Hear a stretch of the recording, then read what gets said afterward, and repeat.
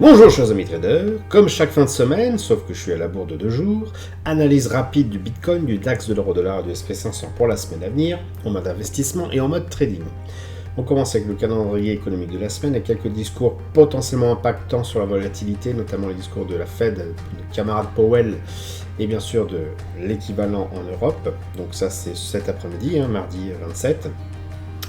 Quelques indicateurs aussi clés sur les indices et prix à la consommation, notamment l'inflation, notamment jeudi sur la zone euro, la partie allemande, donc pour le DAX il y a un impact potentiel, mais aussi toute la partie euro, et également quelques news vendredi après-midi, sinon une semaine relativement calme. Allez, on commence tout de suite avec le Bitcoin exprimé en euros. Le Bitcoin il est toujours en mode latéralisation, donc on reste sur la stratégie de finalement rester un peu à l'écart pour l'instant, d'éviter même de trader en journalier, parce qu'on a vraiment des amplitudes très faibles, et puis d'attendre de voir ce qui se passe, est-ce qu'on va repartir à la hausse ou à la baisse, en sachant quand même que voilà, les indicateurs techniques montrent sur une base weekly qu'on est quand même très baissier, et que pour l'instant on n'a aucun signe d'inversion de cette baisse. Pour que cela arrive, il faudrait bien sûr que, à la fois le RSI, le stochastique, déjà dans un premier temps le stochastique commence à se rapprocher de la zone de neutralité, la traverse, le RSI fasse de même, qu'il y ait une cassure du RSI, puis un rebond du RSI sur sa zone de neutralité avant que ça reparte. Donc on voit très bien que ça va prendre quelques semaines quand même, si ce n'est quelques mois, puis bien sûr on peut toujours avoir une suite, une continuité de la baisse dans ce rectangle baissier, auquel cas ça sert à rien d'être positionné sur le Bitcoin. Et vraiment quand on voit l'amplitude d'évolution du prix, on peut se rapprocher en unité de temps plus rapide. On voit, voilà, il se passe strictement rien et vu l'amplitude de prix, ça vaut même pas le coup de prendre le risque de faire du fading de part et d'autre des extrêmes de ce range pour tenter de gratter quelques points. Donc pour l'instant, moi je reste à l'écart du Bitcoin. Alors pour le DAX c'est différent, il est en train d'amorcer sa descente aux enfers, si je puis dire, puisque ça y est, là cette fois-ci, on casse ce support qui a tenu un petit moment. 2 semaines d'affilée qu'on le casse, donc on se maintient en dessous, support qui va potentiellement redevenir résistance. Moi, au niveau d'un indicateur technique, ce que je lis, tout simplement, sans regarder le prix forcément, c'est que, tout simplement, on est baissier. On a un RSI en dessous de sa zone de neutralité, stochastique qui se maintient en dessous, en oscillant en dessous, donc quelque chose de très très très baissier quand même. Sur une base weekly, bien sûr, on est sur une base weekly ici. Et puis le fait déjà qu'on ait eu par le passé une cassure de la zone de neutralité par le RSI, qu'on est revenu dessus et qu'on se maintient dessous, c'est justement une indication que tout ce mouvement aussi qu'on a pu connaître par le passé est en train de changer. Donc là on est en mode correction, est-ce que ça va durer, est-ce que ça va s'amplifier, je ne sais pas, mais pour l'instant sur le long terme on évite. Alors il y a bien sûr des ETF qui permettent de prendre le DAX à contre-pied. Malheureusement ils ont la plupart du temps un effet de levier, donc bon, faire attention. Donc ça nous permet d'acheter en fait du DAX, enfin de vendre du DAX mais en achetant un titre. Sur le court terme, dans la mesure où on est baissier, qu'est-ce qu'on peut faire?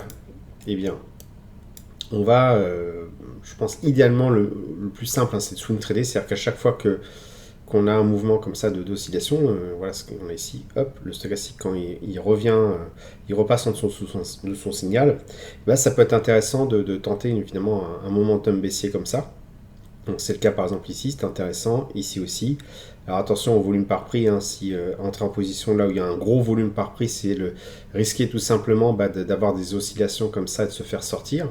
Alors surtout en scalping, mais en swing trading, c'est un point d'entrée où finalement on va avoir l'intérêt des intervenants qui va nous permettre d'acheter ou de vendre, en l'occurrence ici, au prix qui nous intéresse. Ce qui est un petit peu plus difficile ici, lorsque on se met à vendre ici, on peut avoir un peu de slippage, mais bon, c'est pas dramatique en soi, puisque là on est en mode swing trading.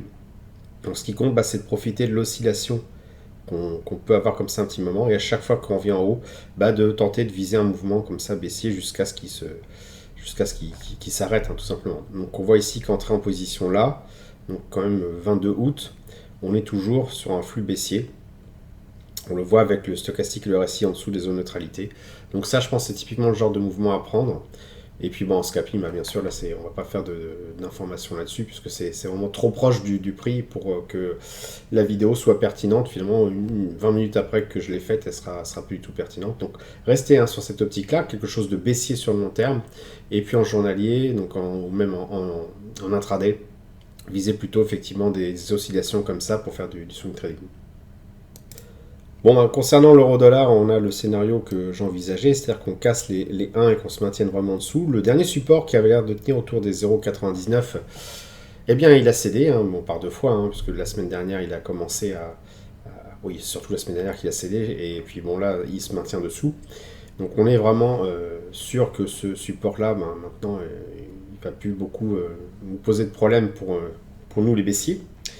Sur une perspective indicateur, le stochastique est en dessous de sa zone de neutralité. Le RSI, bah, il fait exactement la même chose, donc c'est très très baissier depuis le trait rouge que j'ai mis à peu près là. Donc bah, les différentes prises de position qui ont pu être faites au cours de ce mouvement baissier là, donc prise de position à la baisse. Alors on ne va pas forcément prendre un CFD comme je dis, hein, surtout sur des temps aussi longs, les frais sont trop importants.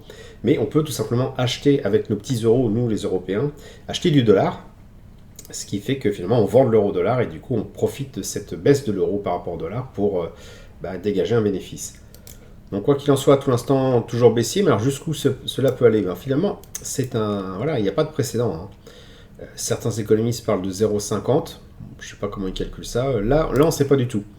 Et quand on ne sait pas, qu'on n'a pas de référence par le passé finalement sur ce que peut faire le prix, je dirais le meilleur moyen de suivre le mouvement le plus longtemps possible. Alors, on peut bien sûr se baser sur les indicateurs, mais aussi on peut utiliser un outil comme celui-ci, le Stop Loss Suiveur que j'ai créé, là, qui en fait permet d'accompagner le prix, même sur une base d'une semaine, il est assez pertinent.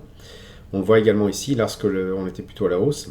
Il est percé de temps en temps, mais tant qu'il ne change pas de couleur, je dirais que ce n'est pas trop le moment de se poser de questions.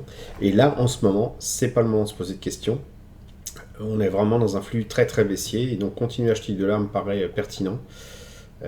Sur une base journalière, ça va se traduire par un espèce de swing trading. Alors, désolé pour le graphique qui est extrêmement chargé, mais voilà, à chaque fois qu'on en a finalement un point haussier, qu'on se rapproche d'un creux dans le volume par prix, on a potentiellement donc une résistance qui nous permet d'entrer en position à bon prix, on va dire, et pouvoir bénéficier d'un flux baissier. Alors, c'est très facile à faire en pratique, hein, on voit toujours a posteriori, on voit que depuis l'année dernière où j'ai commencé à investir sérieusement sur l'euro-dollar, j'ai réussi à le faire qu'une fois, hein, au tout début, où finalement j'ai fait une entrée en position ici, au plus bas, dans un creux de volume par prix, et puis de pouvoir profiter un maximum de cette baisse. J'ai également réussi à le faire là, un peu de manière limite. Ici, c'était tellement proche du pic de volume par prix que bon, j'ai pas réussi. Et les deux derniers sur lesquels je suis entré en position, c'était sur des pics de volume par prix, donc c'était pas l'idéal. Maintenant, c'était sur une base beaucoup plus long terme, donc pour l'instant je m'en contrefiche de savoir si je suis rentré au bon moment ou pas. Mais là on voit que voilà, on continue de baisser, il est probable qu'on va avoir une petite remontée ici, quelque chose comme ça, puisque cette baisse est assez forte, hein. Donc ça va s'accompagner certainement d'une respiration du prix. Et je pense qu'il n'y a aucune raison que ça ne continue pas de baisser. Donc le scénario que j'avais envisagé, c'est maintenu. On n'a pas eu de rebond, comme je pensais qu'on pouvait avoir aussi. C'est vraiment le scénario le plus pessimiste qui s'est réalisé. Et sur une base journalière, on profite bien sûr un maximum de ce type d'oscillation. Maintenant, pour l'euro-dollar, utiliser ça en court terme, ça n'a pas trop de sens, à moins d'avoir vraiment plus de 100 000 euros à placer dessus. Donc, sinon, il faut utiliser les CFD tout simplement parce que voilà, c'est quelque chose d'un peu plus sur le long terme. Quand on regarde finalement l'évolution du prix, hein, depuis on va dire, le début de l'amorçage de la descente, qui a lieu techniquement à peu près depuis, ici, à peu près depuis le mois d'août de l'année dernière, eh bien, on voit qu'on a une baisse de l'euro de 19% par rapport au dollar, ce qui veut dire que le dollar s'est apprécié de la même façon de 20%. Et rien que ce taux-là, sur une année glissante à peu près, c'est quand même plus intéressant que le livret A. Et surtout sans trop de risques, hein, puisque là on est investi uniquement sur de la monnaie, une monnaie qui pour l'instant, même si on l'a décrit, tient encore la route. Donc je pense que pour l'instant il n'y a aucune raison de ne pas continuer à être avec ce biais baissier sur l'euro-dollar. Enfin, pour le SP500, donc sur une base une semaine, on est sur un niveau de support assez important ici. On le voit qu'il a été touché par 4 fois, hein, par le passé, en tout cas sur les quelques derniers mois. Et on reste dans cette idée que... moi, je suis pas très optimiste, hein, je suis pas à la hausse, même si c'est tout à fait possible, tout simplement parce qu'on a une divergence baissière, hein, du prix sur weekly, hein, donc par rapport au RSI, que cette divergence s'est validée à partir du moment où le RSI a cassé la zone de neutralité, est revenu rebondir dessus, donc Ici, on pouvait commencer à s'en douter, mais c'est beaucoup plus net là. Et là, il amorce sérieusement le rebond sur cette zone neutralité. Ça, c'est vraiment le signe ultime que on est en mode cassage de figure intégrale. Et que oui, même ça peut tergiverser encore un petit peu, mais je pense qu'à terme, hein, on va avoir quelque chose de baissier. Donc moi, j'ai coupé toutes les positions du SP500. Je commence même sérieusement à construire une stratégie sur un ETF inverse, hein, du SP500, de la même manière que sur le CAC 40, on a à peu près le même petit graphique, prendre du BX4, mais vraiment petit à petit, parce que le BX4 est comme l'inverse du SP500, ont la particularité d'avoir un effet de levier, ce qui fait que un effet de levier calculé journalièrement, ce qui fait qu'on a un effet de lissage par rapport à l'évolution d'un prix classique, donc qui peut être beaucoup plus brutal en cas de retournement. Donc il faut se méfier quand même. Et donc moi, voilà, ce que j'envisage, c'est une cassure vraiment de ce support-là, qui va entériner, hein, valider définitivement le scénario baissier, donc qui peut durer plus ou moins longtemps, ça on ne sait pas. Mais voilà, tous les indicateurs nous alertent, hein, sur une cassure vraiment une chute vraiment du SP500. Et donc en weekly, on va plutôt se positionner là-dessus. Alors en journalier, qu'est-ce que ça veut dire ? Ça veut dire que dans la mesure que tant qu'on n'a pas cassé ce support-là, on ne va pas intervenir dessus, mais si on est sur ce biais baissier-là, on va avoir tendance finalement à chercher des choses de ce type-là, c'est-à-dire en fait, à partir du moment où ça casse comme ça, dès qu'on a une hausse, eh bien, voilà, en mode swing trading, de prendre à la fin de cette hausse de récupération, de respiration du prix, comme on l'a vu sur l'euro-dollar, de prendre une position à la baisse et puis de profiter de ce momentum baissier. On l'a à chaque fois, hein, ça n'a rien de transcendant ce truc-là. Regardez, ici, là, vous avez une baisse, ça respire. On prend position par exemple à la vente ici, pouf, on profite de la baisse ici. En swing trading, ici, ça, c'est des choses assez sympathiques à faire. Puis dès que ça s'inverse, on ressort. Voilà, par exemple ici, ça s'inverse, on reprend une position à la baisse ici, ça s'inverse assez vite, on le ressort à peu près flat. Ici, ça monte. Là, on voit que ça baisse. On a une respiration du prix, voilà, et dès qu'on a le signal que finalement cette respiration est terminée, eh bien, on reprend une louche de baisse et pouf, on profite de ce momentum-là. Donc ça, c'est le genre de choses à faire en journalier, voire en unité de temps inférieure en intraday. Mais on reste sur un biais baissier sur le long terme, de toute façon, pour le SP500, et y compris même pour les valeurs européennes. Voilà, j'espère que vous avez apprécié cette vidéo un petit peu en retard, j'en suis encore désolé. Si vous l'avez apprécié, merci de laisser un pouce pour m'encourager à continuer. Abonnez-vous à la chaîne YouTube pour ne rater aucune nouvelle publication. Je vous dis merci et à bientôt sur le blog.